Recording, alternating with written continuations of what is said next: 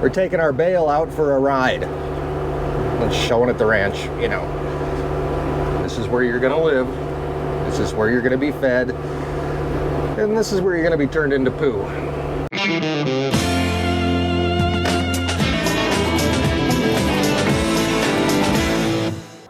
Hi, I'm Mike, and welcome back to Our Wyoming Life.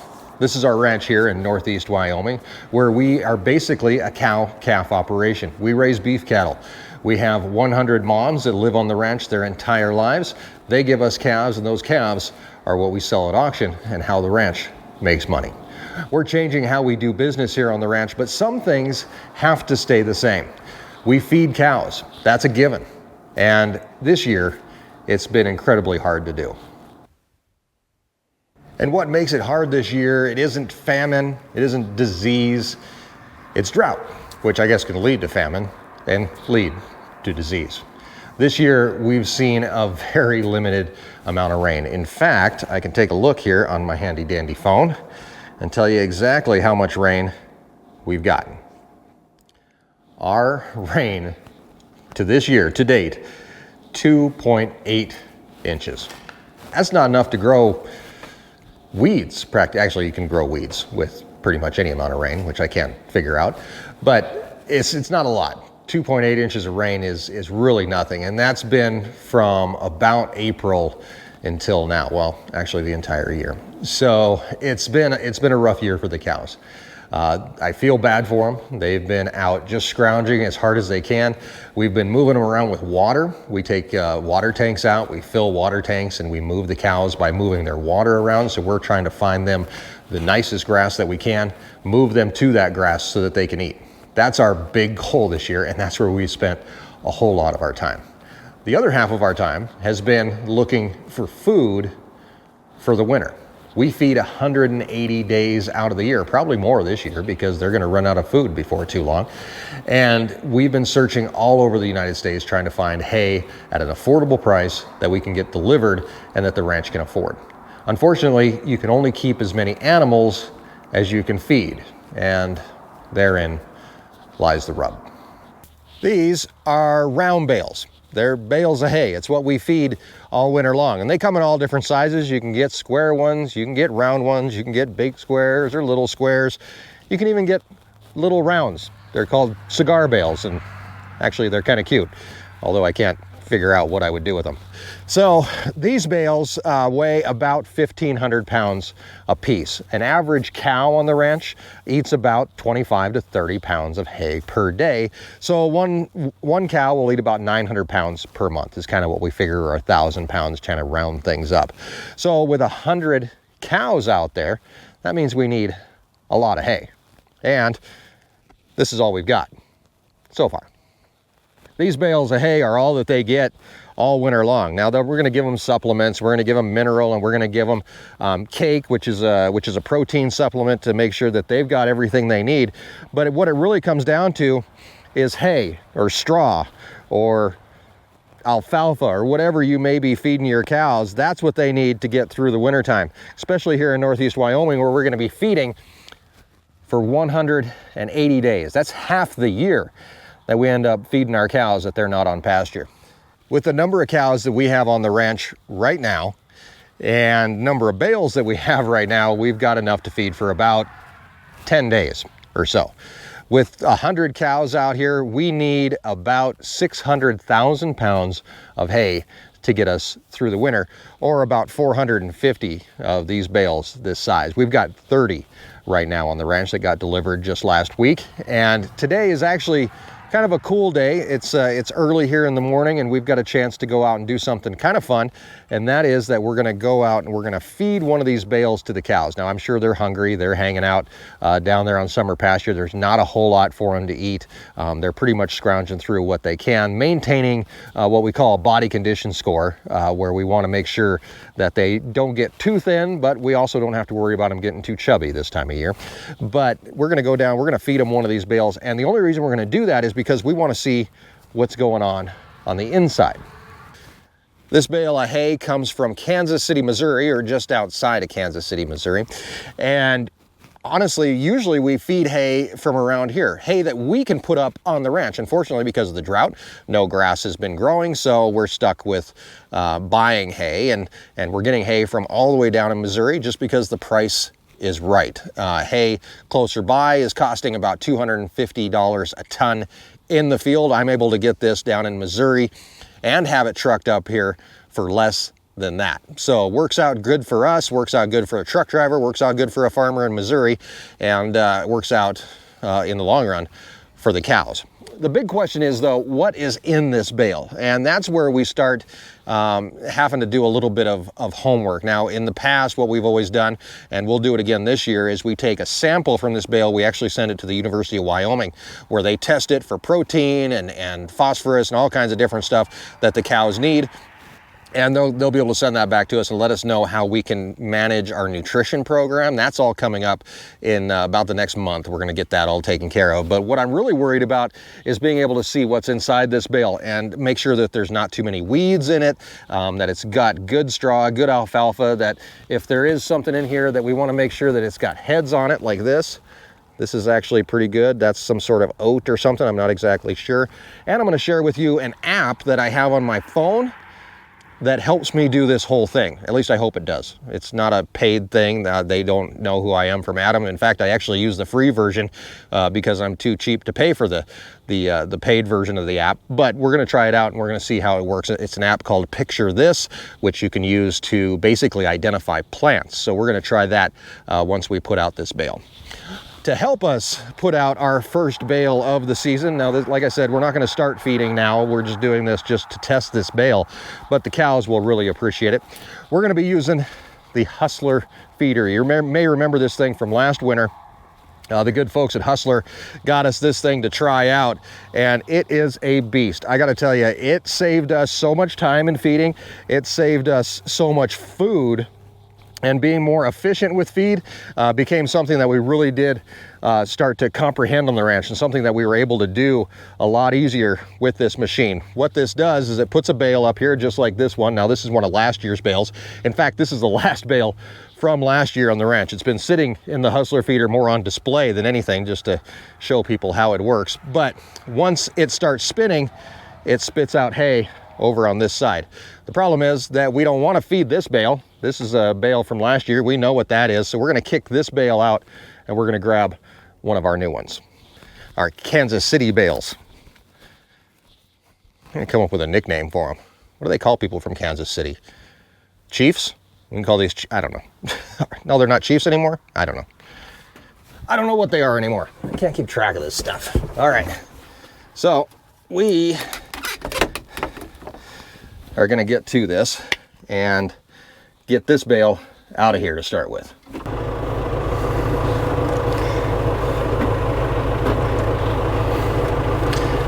Now, getting rid of a bale that we don't want is actually pretty easy. I do have to remember how to use this thing. It's been a few months, but we are just going to smush this bale out of here and get it out of the feeder. This bale is still wrapped. It's still feedable. We're going to kick it out so that we can get a new one in here.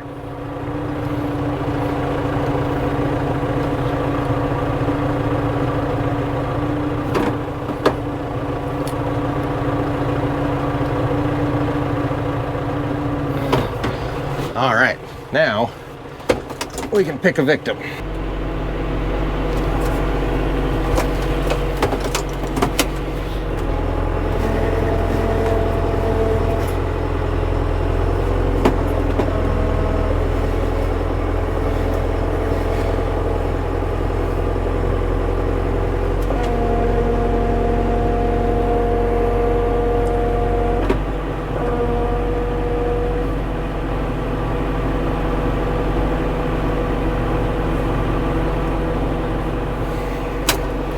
So here's one of the nice things about the Hustler feeder is that I really don't have to spend as much time outside. If I have the bales set up correctly, I can just grab them and I can go, but I still have to cut off the net wrap. So we're gonna jump outside, cut off our net wrap, and then head on down to the cows and see what we got going on. Hope I brought a sharp knife.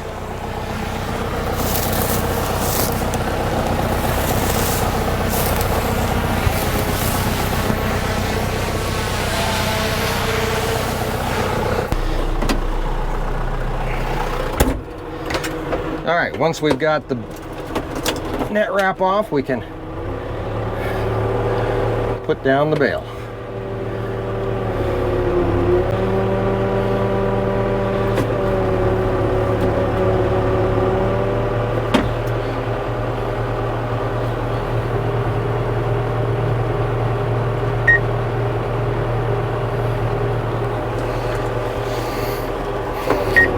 Retract our spears and then raise our table. Get ready to go.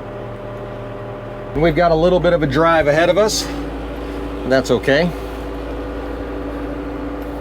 It's a good time to clear your head.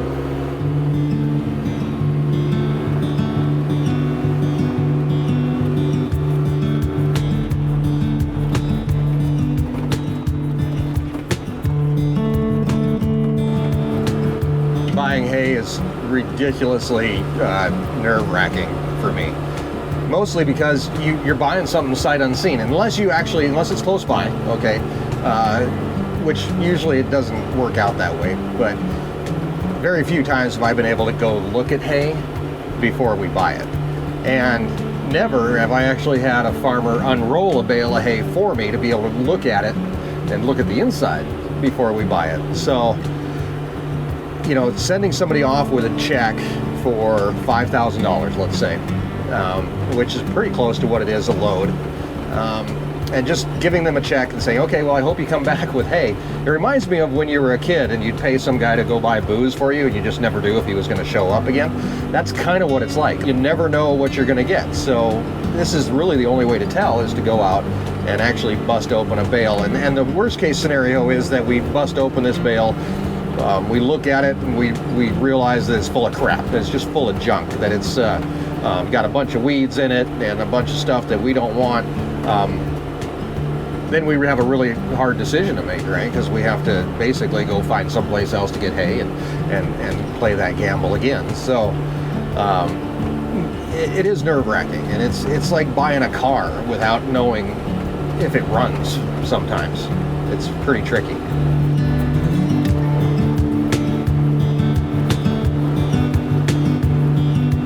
We're taking our bale out for a ride. Let's show it at the ranch, you know. This is where you're gonna live. This is where you're gonna be fed. And this is where you're gonna be turned into poo. Sorry.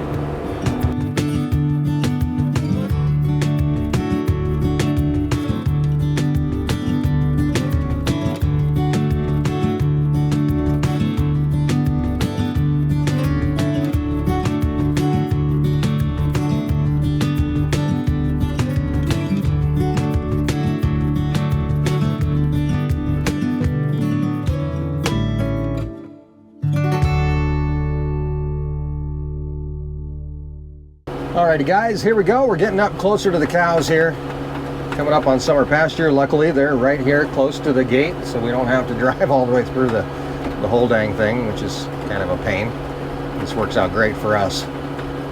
And we are gonna start seeing if they start moving our way, which I'm hoping they will, once they figure out that we've got the food.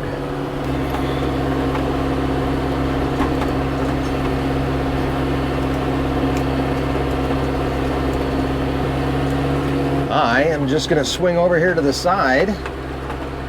Here's the great thing about the Hustler feeder and Hustler equipment in general, is that I don't have to get out now. I can just kind of push a button and away we go.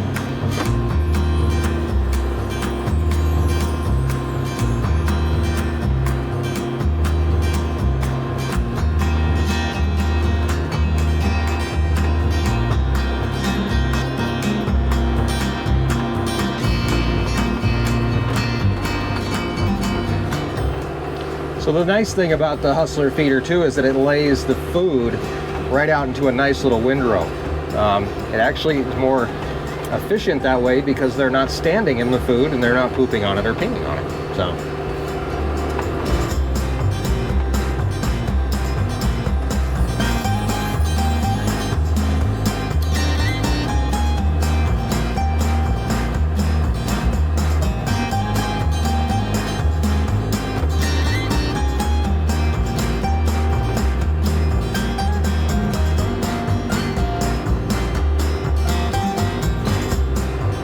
So you can also see the hay is a little dusty, really not that big of a deal, but it does show that it was dirt and dust got into the bale itself. Not a lot, I guess I shouldn't say that. I mean, it's just got a little bit of dust to it, but it has dust in it, which is actually to be expected. I mean, there's really no way to get around that.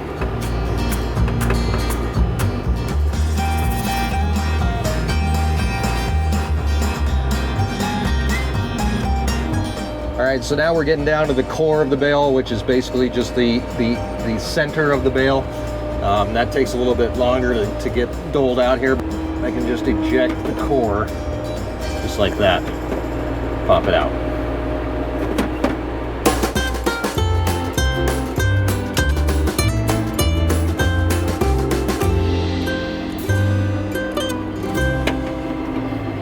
Now we can get out and see what we're dealing with.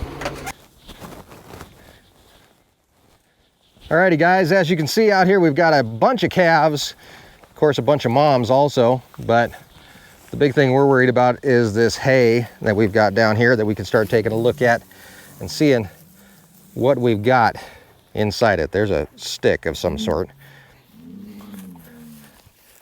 Got some broader leaf stuff that I'm not sure what that is. And again, this is hay from Missouri, so what's in here, I'm not really sure. I know what this is though. This is Canadian thistle. Ouch. There is some thistle in there. So it really becomes a process of just trying to figure out if it's worth it for feed for the cows. And honestly, I'm going to tell you, beggars can't be choosers, but we're going to try to figure out some of the few things that are in here, hopefully, and be able to make it work. And I'd hate to have to say, hey, we got to find new hay somewhere. So I'm really kind of keeping my fingers crossed here. So I promised you guys we're going to take a look at this new app. If we can find something that we can identify out of these bales using this app, I was really hoping we could. Unfortunately, we need to find like a head or something. Aha, here we go. So, what is this? It's a good question. Looks good. Looks like a grain of some sort. So we're going to try out our app and see if it can tell us what this is. So this app is called Picture This. And like I said, it's an app you can pay for, but I just use the free version. I don't know if you're going to be able to see it at all, but there's the, so it says 7 days free, then $30 a year. I don't want to pay for it. So basically all you have to do is take a picture of a plant and it analyzes it and figures out what it is for you. So this says that this is Canadian blue joint or a reed grass. I don't know if that's right. So they do have a bunch of reference pictures, and honestly that's pretty much what it looks like. It's a reed grass. Yeah, they have it. It's a pasture grass. So Canadian blue joint, whatever that is. Let's find something else, see if we can figure out something else in here. All in all, it looks like pretty decent hay for us to feed to the cows this winter. Different hay than we're used to seeing.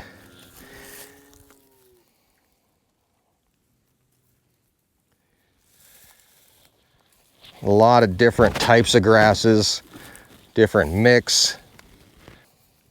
I wonder, I very much doubt it, but we're gonna try it. We're gonna see if we can identify some of this broadleaf stuff using the app. If I can find a decent piece of it. There we go. A lot easier than going out and working for your food, isn't it? All right, let's try out this app again.